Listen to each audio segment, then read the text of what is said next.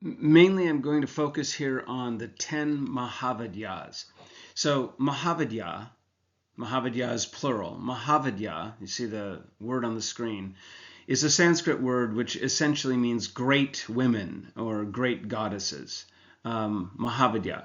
And it refers to specifically a group of goddesses that are within a particular grouping of goddesses that are in turn associated with the goddess Kali and are especially prominent in a religious tradition within Hinduism called Tantra or Tantric. So I'm going to give you a bit of an exposition about this. Hinduism, first of all, some terms. Hinduism is spoken of in the world of academic comparative religious studies as if it were a thing. It's not really a thing. Hinduism is an artificial designation by Europeans to name thousands, literally thousands of different religious traditions that originate from India.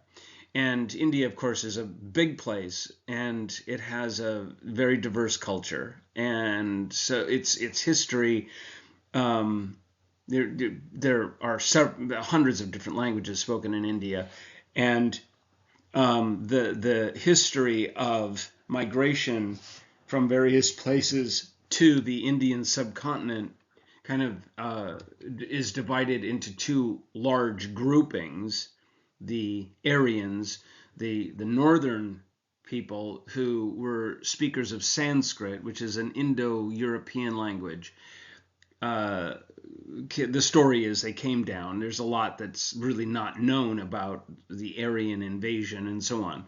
But there are the Aryans, and that's what the people who produced the oldest Hindu scriptures called themselves, Aryans. And they came kind of conquered and intermixed with groups of other peoples who had a different ethnic and genetic background, origin, and different language family. And sometimes the name that describes that more southern oriented, southern located cluster of languages and peoples is Dravidian. And the whole landscape, the religious and cultural landscape of India, of course, is all mixed up. And so these different deities originated in different parts. Some came with the Aryans who invaded from the north, and some were indigenous. I'll just use that term, although all humans are immigrants at some point in history, except in East Africa, where we all originated. At least that's where the evidence strongly suggests. And so here in India, you have all of these gods and goddesses. To use a Christian metaphor, if you go to a Hindu Sunday school, if you learn your basic Hinduism in a Hindu cultural setting, you're often told that in Hinduism there are 33 million gods, goddesses. That's an arbitrary and symbolic number.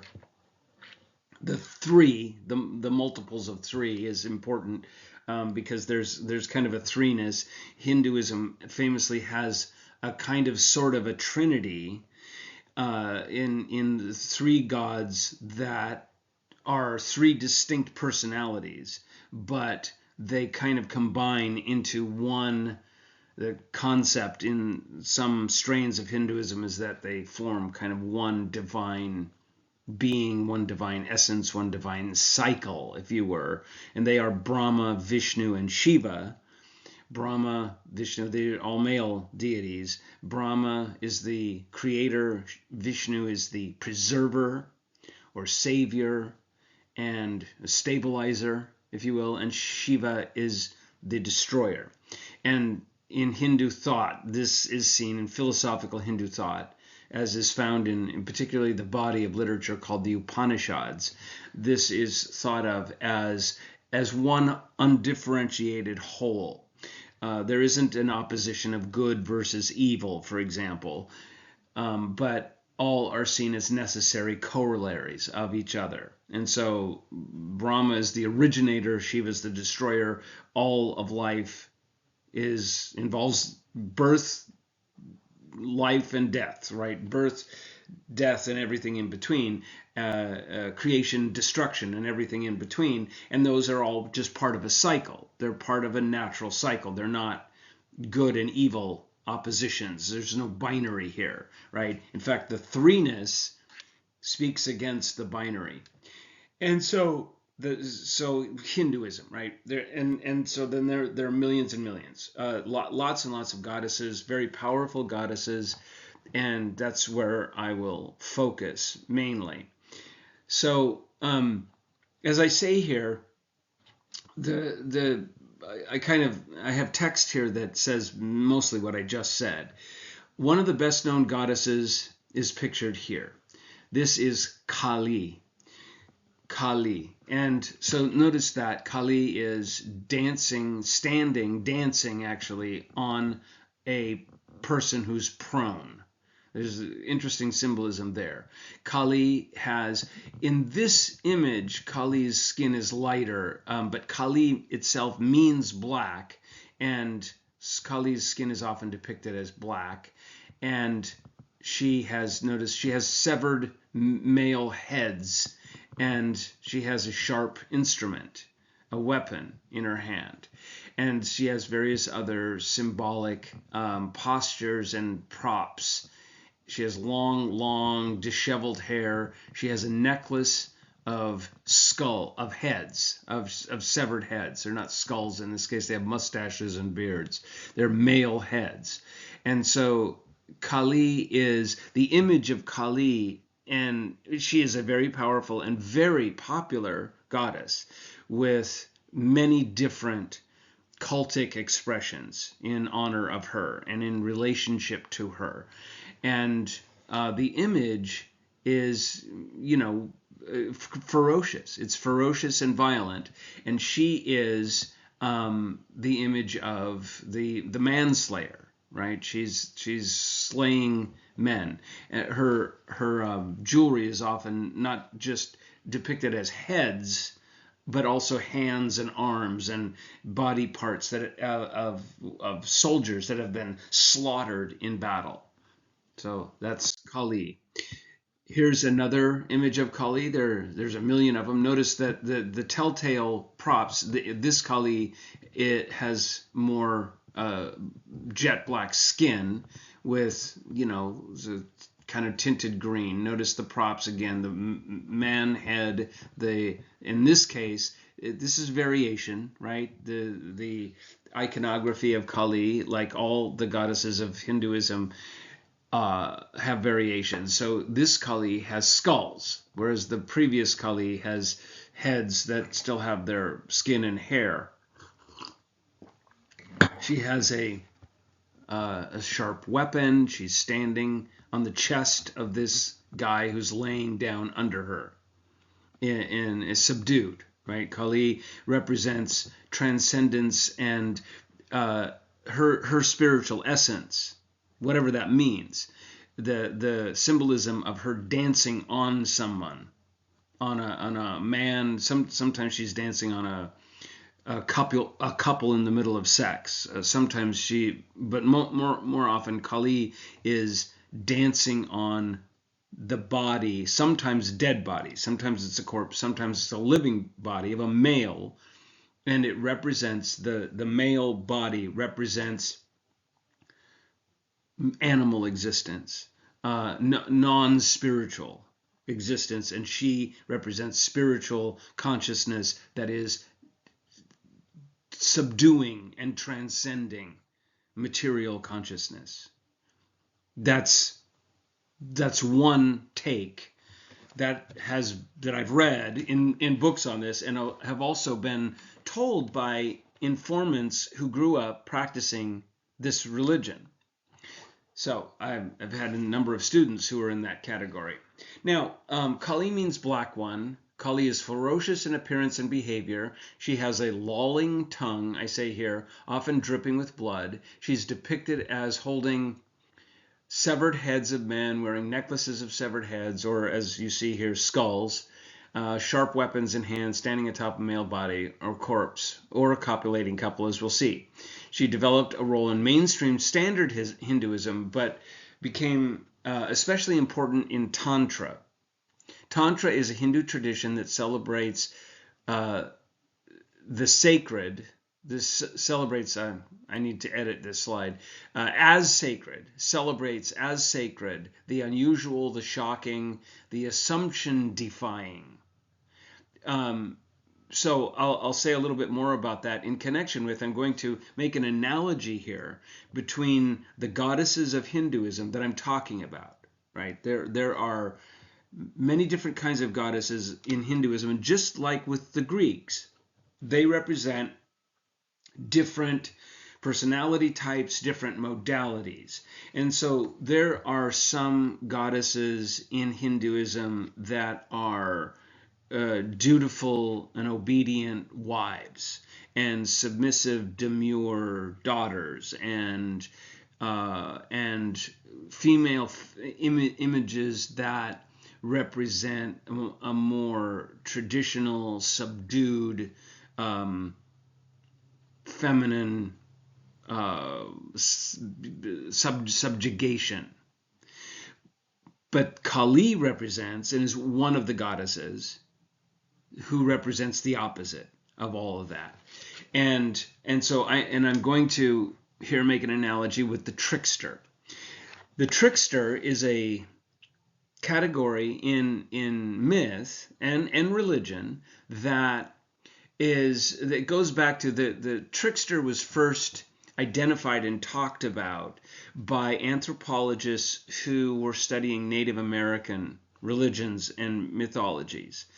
And since then, the trickster has been developed into a category, a type of mythic character and religious expression that you can find in almost all religions.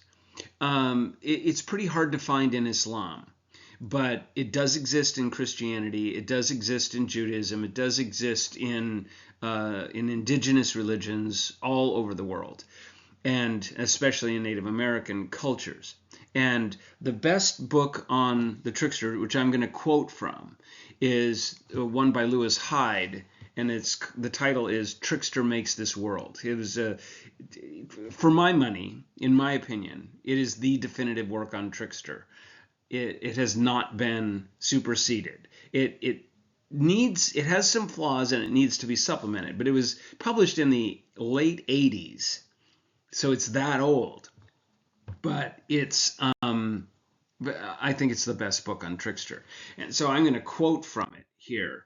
And the goddess here now, the previous two goddesses I showed you were Kali. This goddess is Chinnamasta.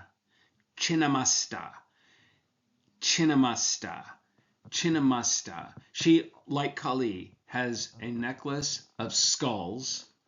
She has a head in her hand and a sharp instrument of war, a sharp, in this case it's a sword, right, rather than a skid or something like that. And she is holding her own head. She has severed her own head, and the blood is spurting out of her neck and being caught by naked female worshippers. And it's also being caught in the mouth of her own head, which she is holding in her hand. And she is standing atop a couple in bed. Male, female, heterosexual couple in bed. And so this is Chinnamasta. Chinnamasta is also a very popular goddess whose iconography in variations is all over the place, and I'll show you some more. But here's a description from Lewis Hyde's book about what the trickster means. Every group, he says, has its edge, its sense of in and out.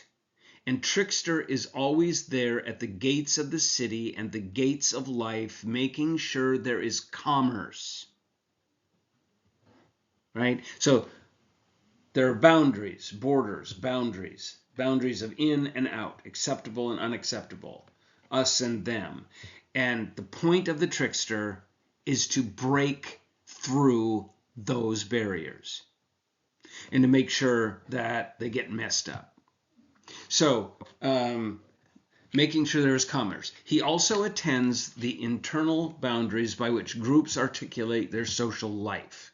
We constantly distinguish right and wrong, sacred and profane, clean and dirty, male and female, young and old, living and dead. In every case, Trickster will cross the line and confuse the distinction. Trickster is the creative idiot, therefore the wise fool. Idiot savant is an old expression. It means the same thing. Wise fool. The gray-haired baby, the cross-dresser, the speaker of sacred profanities. Where someone's sense of honorable behavior has left him, unable to act, Trickster will appear to suggest an amoral action, something right/wrong, that will get life going again. Trickster is the mythic embodiment of ambiguity and ambivalence, doubleness and duplicity, contradiction and paradox.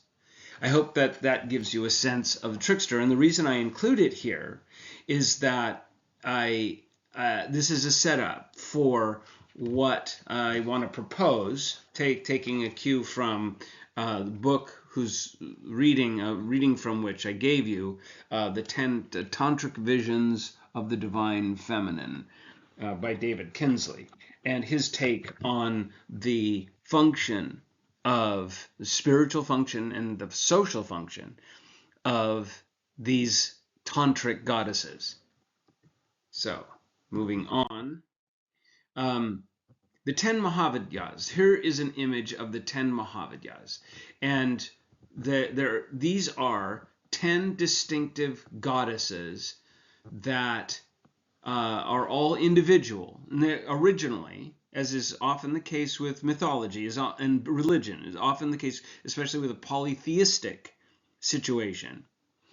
They were originally individual goddesses that emerged, that evolved, that were created by people, disparate people, and then eventually they were brought together and combined. And so here's Chinnamasta, right? Kali is often seen as the head, and this is an image of not the goddess Kali, but another powerful goddess who's a bit different but similar, and that's Durga. This is Durga. Durga, unlike most goddesses, notice that most goddesses have 4 arms, sometimes 2. Chinnamasta always has 2 arms, but other goddesses, like some of these, have 4 arms. There's Tara, who's also, and a lot of these goddesses are also found in Buddhism, by the way, in different cultures, expressions of Buddhism. But Durga has 10 arms. 10 arms. 2, 3, 4. You can only see 8 here. But Durga is typically 10-armed, and she rides a tiger or a lion. And she's slaying a monster. She's slaying an evil demon. This is an evil demon. And she's a powerful warrior. And so the 10 Mahavidyas in Tantric theology are seen as all manifestations, distinctive manifestations of Durga, or sometimes Kali. Durga and Kali are kind of the 2 most prominent goddesses, and so all other goddesses who are of their kind of their ilk, who are associated with breaking rules, of suspending norms of female behavior, of the various things that these goddesses do. Those who are warriors and violent, all goddesses who fit that description are seen as manifestations of either Durga or Kali. So here's Chinnamasta again, and now she is, in this image, she is kneeling down, squatting down on a corpse. Notice the color of this corpse. This is, interestingly, this is an interesting image. This is Shiva. This is the god Shiva. You know him by his signs, by his props, and he is blue of skin. That's because he's dead.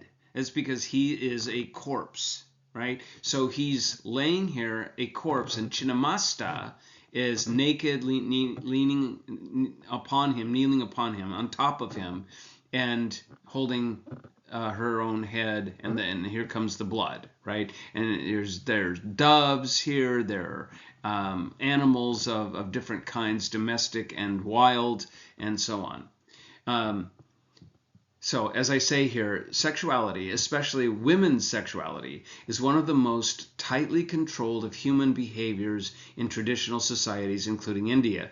Tantra itself represents resistance to such societal or social control.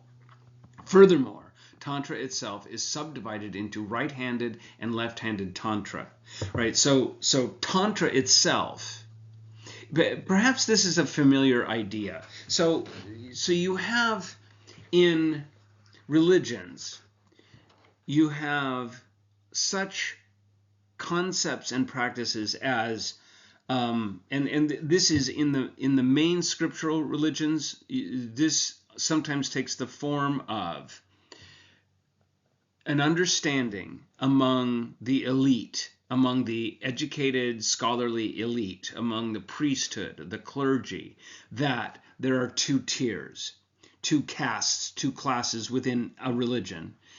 And there's one for the masses, the hoi polloi, the masses, get one teaching. For example, in Christianity and in early Christianity and in medieval Islam, it was commonly taught by the highest level of scholars that the masses, that God meant the scriptures for the masses to take literally, but for those who are in the know, for the elite, for the enlightened, for the educated, they don't take it literally. They take it. It's one of the reasons why in Islamic societies, for example, although religious laws such as prohibition against pork and alcohol are enforced on the masses, the elite behind closed doors do not observe those rules.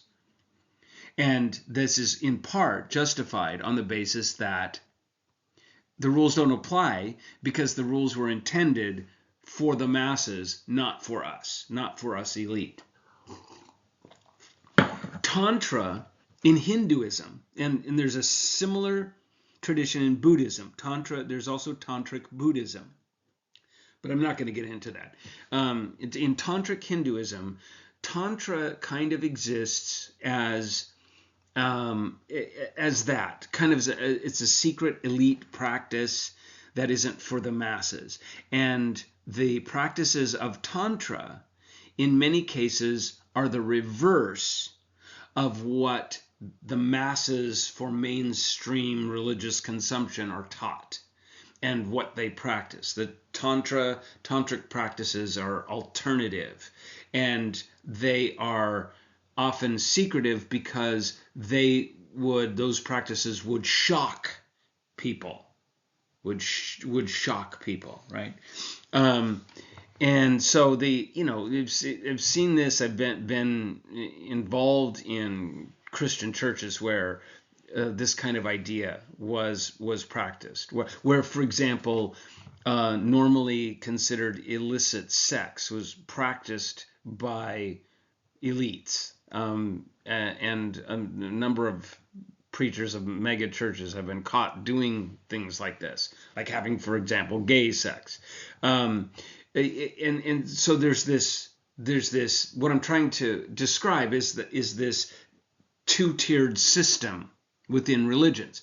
In medieval Catholicism, and perhaps this is familiar to most of us, in medieval Catholicism, they had such practices as the Feast of Misrule in the Middle Ages. And that's basically the same idea as Mardi Gras in Catholicism today. Think of it. Are we familiar with this?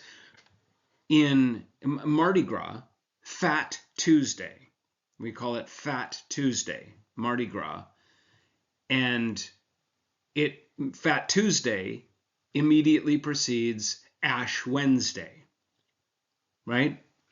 Think of what that represents. Ash Wednesday, and those of you who are Catholics or raised Catholic know what this is, right? Ash Wednesday is the beginning of Lent.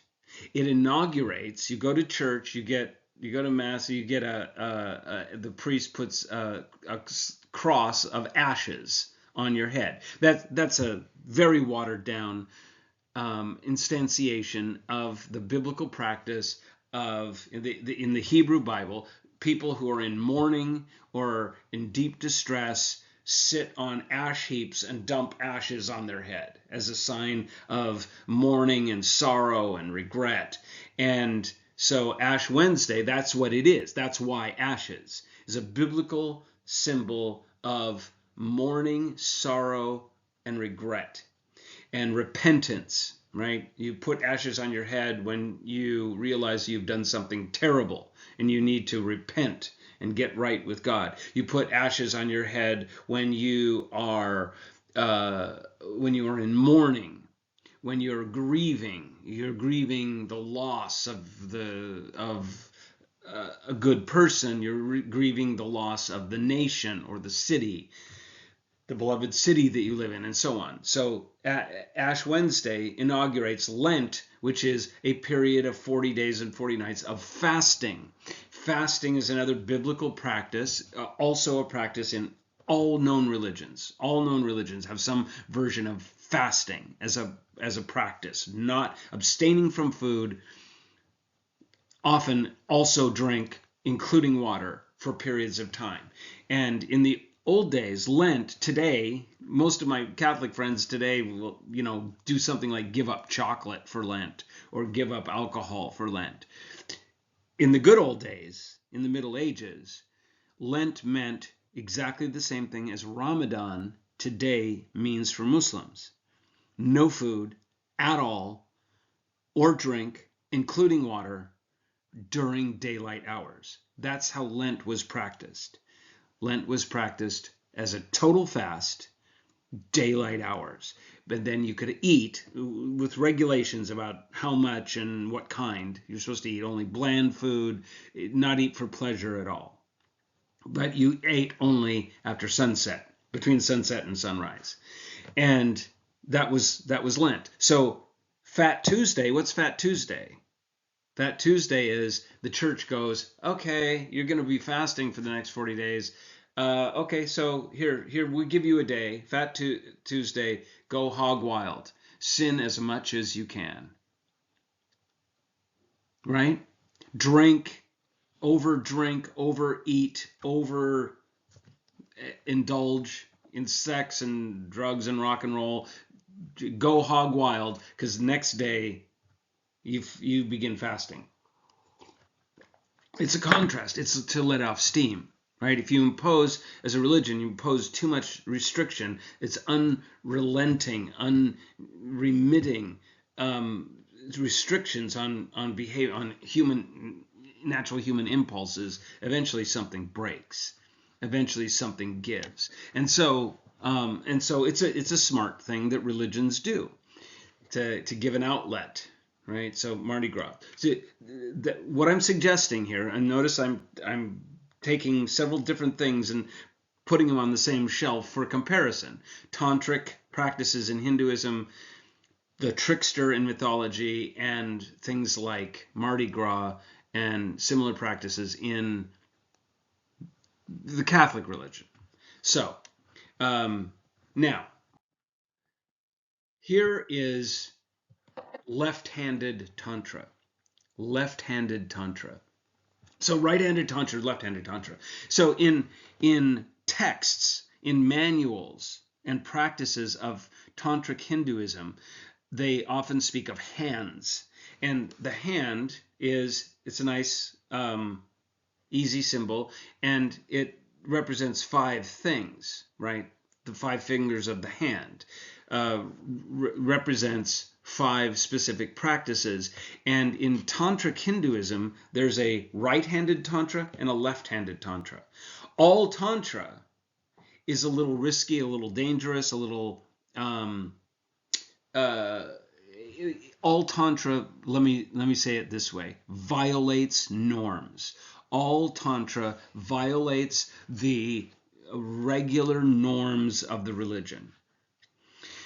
The left-handed Tantra goes further. Right and left is kind of like it's public, private. That distinction, by the way, is very ancient, and it is found in many cultures. It's found in Islamic sacred literature. It's found in Indian sacred literature. It's a very deep practice that the right hand is public and the left hand is private, to be secret, right? And this goes back to a practice, and the Islamic literature, sacred literature, the Hadith, which is one branch of Islamic sacred literature, makes this very explicit. It is with your right hand.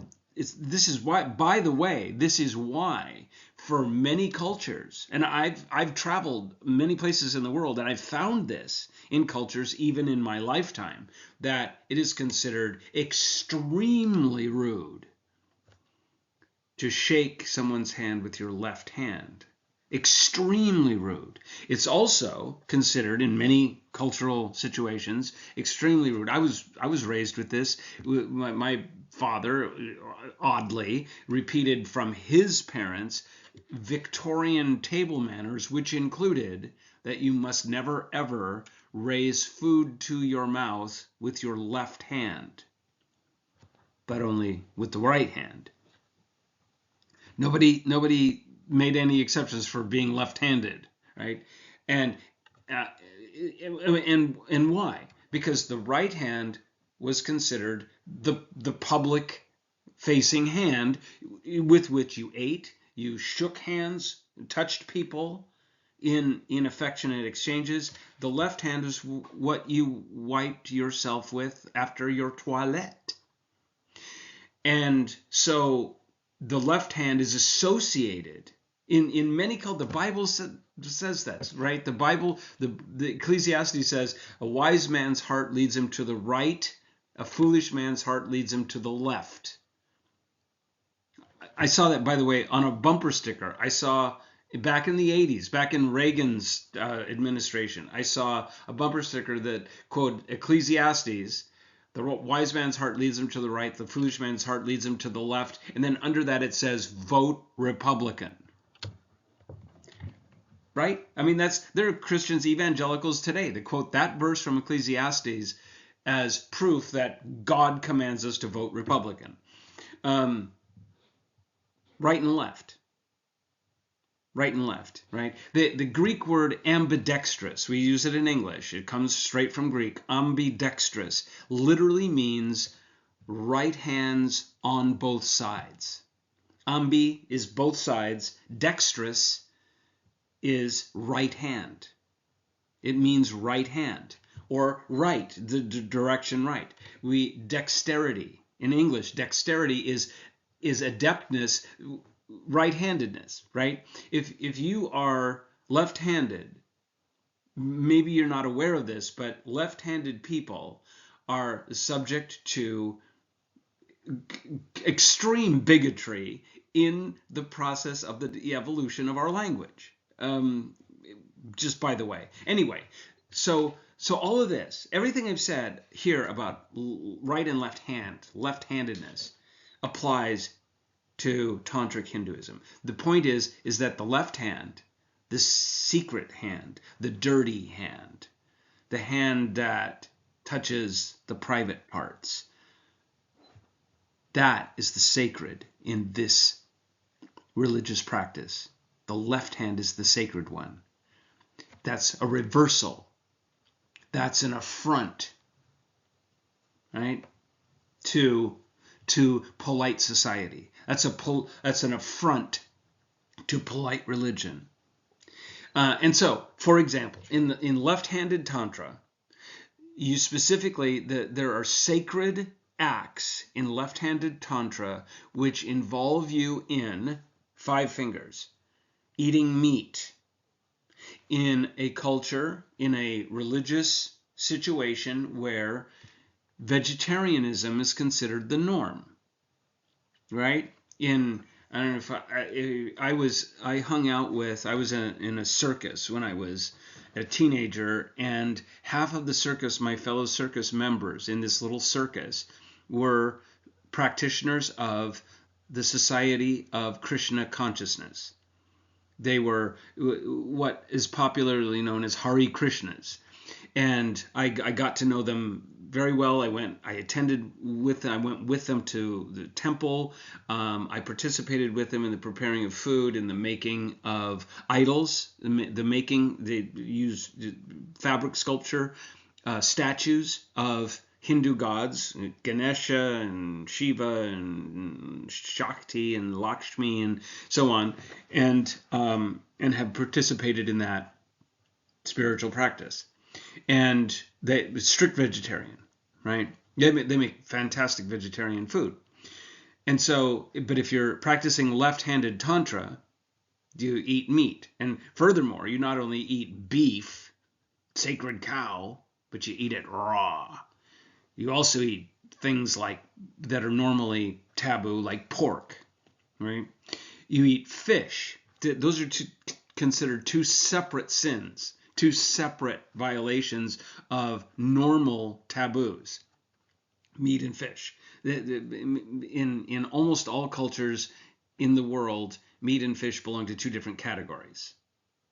Even today, and I was for a while, my son still is a pescatarian, right? Doesn't eat meat, doesn't eat beef or pork or chicken, but does eat fish. 2 separate things. And then another thing that is considered in many Hindu circles to be bad karma, bad practice, is alcohol. Well, in Tantric Hinduism, alcohol is required. And hallucinogenic plants. And another thing that is practiced in Tantric Hinduism is illicit sex, or sex outside of marriage, sex with someone other than your spouse. There's an elaborate ritual in Tantric Hinduism, left-handed Tantric Hinduism, in which a guy is supposed to go on the streets and find the lowest level, the lowest caste, poorest, dirtiest woman who's probably can only make a living by prostitution, and conscript her, get her permission, conscript her to be your goddess for a day.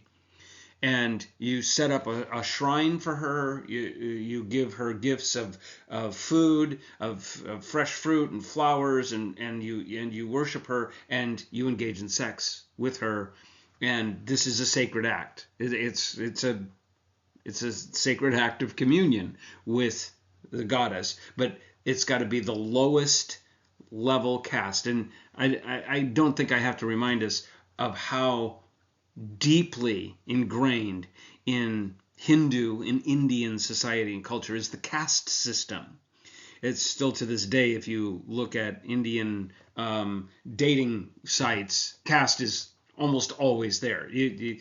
Someone of this caste, of Kshatriya looking for a Kshatriya, or Brahma looking for Brahma, or Sudra looking for Sudra, and so on.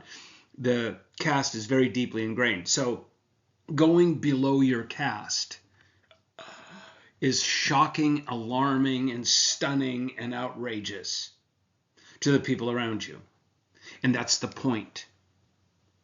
That's the point. That is this religious practice. It's almost like in our society, we have groups that are Satanists, right? We have the Church of Satan, we have the Satanic Temple, and it's kind of what they do, a little bit. It's almost like they engage, they elevate the forbidden. They take the forbidden and they put it in a different category. They put it in the category of the sacred. Like Hyde says, the trickster is the speaker of sacred profanities. The speaker of sacred profanities. Another thing, a ritual that is described in scholarly works that study these things.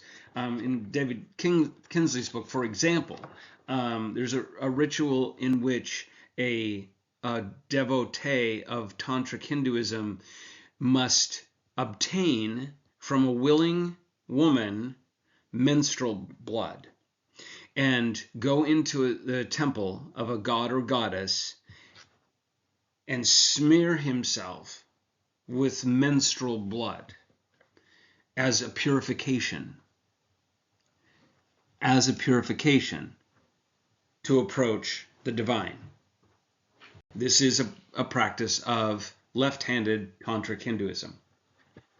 Pretty wild stuff. Hey, what? And so these goddesses, here's a quote from Kinsley.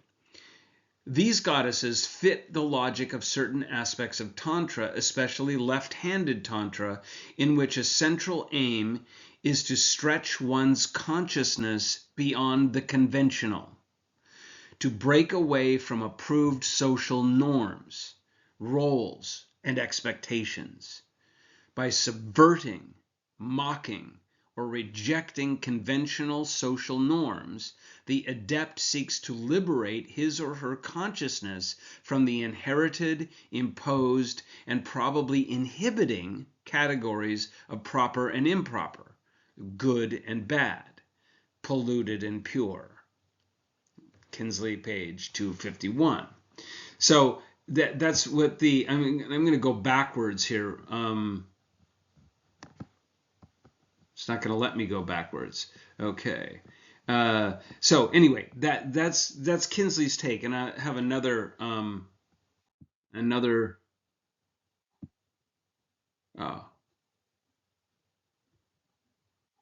Here. Okay. There we go. I wanted to go back to the image, and I will after I read this. So here's Kinsley goes on in that same passage I just quoted. He goes on further to say this. A principal aim in left-handed Tantra is to overcome what might be called hardening of the categories. Living one's life according to rules of purity and pollution and caste and class that dictate how, where, and exactly what manner every bodily function may be exercised, and which people one may or may not interact with socially, can create a sense of imprisonment from which one might long to escape. Perhaps the more marginal, bizarre, outsider goddesses facilitate this escape as social anti-models who can effectively dislocate an individual. By identifying with one of them, the adept may experience expanded or liberated consciousness. By identifying with the forbidden and the marginalized, an adept may acquire new, refreshing perspective on the cage of respectability and predictability. Right. So this is Kinsley's interpretation of what these goddesses are for, right? So I'm going